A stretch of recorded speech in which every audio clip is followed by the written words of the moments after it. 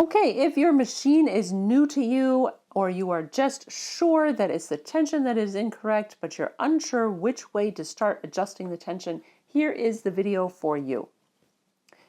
To start, most videos have the bobbin tension set at the factory, and the tension is not adjustable.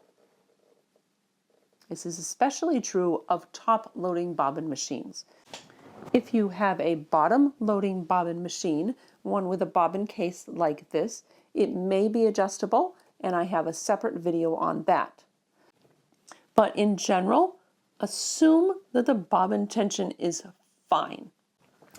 Before we start, I do want to point out that balanced tension does not mean equal tension. If you compare the needle tension and the bobbin tension, so I'm going to put this presser foot down so I get what the needle tension really is here. It's really quite hard to pull, but if I pull the bobbin thread, it's really quite easy to pull. This tension is still correct. If you think about it, the needle thread has to pull that bobbin thread up into the fabric. It has to pull a little harder. So it makes sense that the needle thread has a slightly higher tension to make the stitch balanced.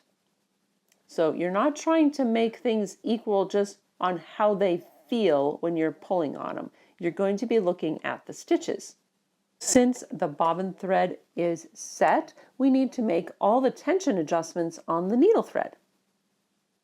You will find a tension adjustment dial or computer setting in your manual.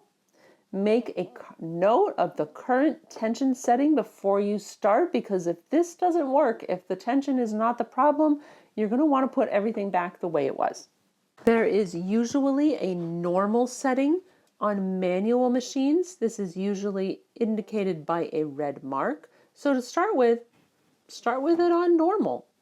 And of course, I'm going to tell you to make sure your machine is threaded correctly. And then sew a line on some fabric and look at the stitches. And determine whether the bumps or the loops are on the top needle side or the bottom bobbin side. In this case, they are on the top needle side. Everything looks fine down here, but you can see that there are some bumps here where the bobbin thread has been brought up to the top. To make this happen, I just took my machine that was working fine and I just put the tension all the way up to the highest tension setting. That's what created that. So if the loops are on the top, then the needle thread is pulling harder and you need to lower the needle tension, turn it to a lower number. So I'm going to do that. I'm going to lower my tension back to normal again. And I'll sew another line right next to it.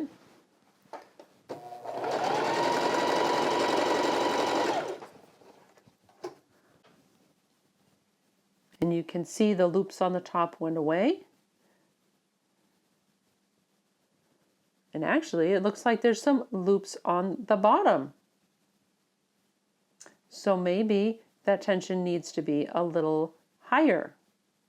But I'm going to show you what loops on the bottom might look like by lowering the tension on this machine even more.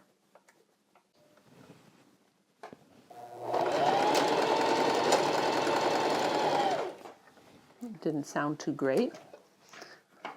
Oh my, lots of loops on the bottom because the needle thread is way too loose. So that's also what a tension issue can look like. So I'm going to put mine back to where I think it will be balanced. And a little higher than what I thought at the first place, a little higher than normal because we had those loops.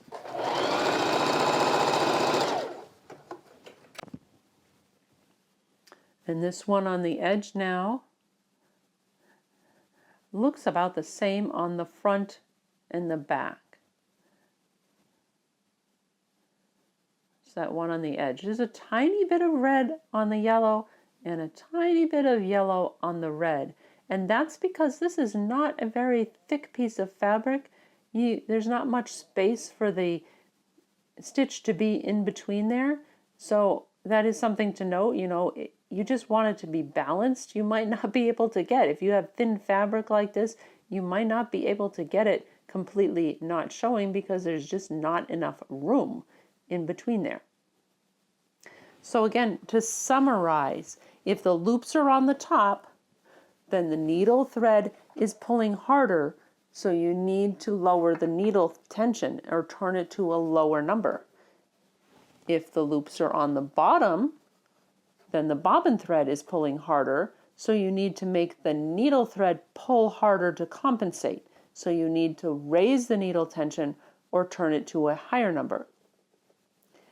I would suggest making adjustments just one number at a time, gradually sewing a seam every time until you get a seam that you like. And again, if adjusting the tension isn't making a difference, then the problem is something else. Set your tension back to where it was and start looking at the troubleshooting chart some more.